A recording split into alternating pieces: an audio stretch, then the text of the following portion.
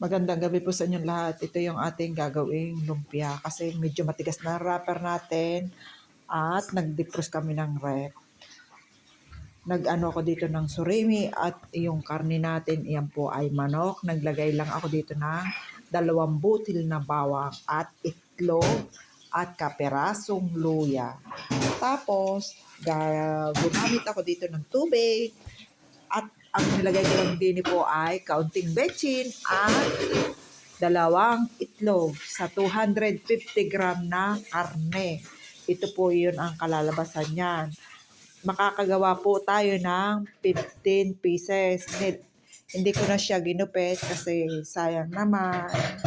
Pakita ko sa inyo. Itong ginagawa ko kasi medyo maano na yung ating wrapper kasi ito yung natira laang. Tapos, naglinis po tayo ng ref ay kailangan lutuin kaysa masaya. Kaya yung ating lumpia ay simple lang po. Kaysa mapatapon, ay di ganito na lang po ang ginawa ko.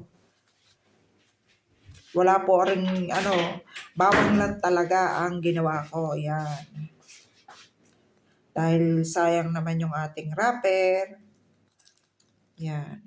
Gayaan ang ginawa ko para lahat ay meron. Pero pag ginagawa ko, hinahati ko yung wrapper. Yung ating surimi, biniyak ko lang siya sa gitna at ganyan ang ginagawa ko. Kaya yun ang nabalot na natin. Ginamitan ko lahat siya ng tubig at para dumikit. Hindi naman totaling dikit na dikit ay para hindi lang siya bumuka. Ayan, oh. Kung kulang pa yung tubig dito sa banda rito ay palagyan natin. Huwag naman pong basang-basa at baka naman. Ayan, ganyan. Oh, ayan. Kaysa masayang yung ating wrapper.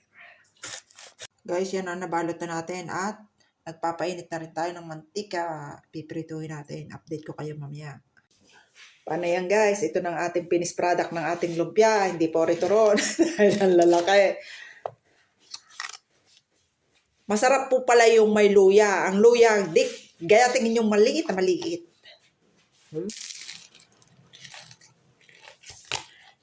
Sarap. Lasang-lasa. Nakapangain ako kanina ng isa. Pinakita ko lang sa inyo. Talaga pong masarap. Try po ninyo. Dahil yung luya at saka yung crab surimi, magka-combine ang lasa niya. Salamat po sa panonood. God bless.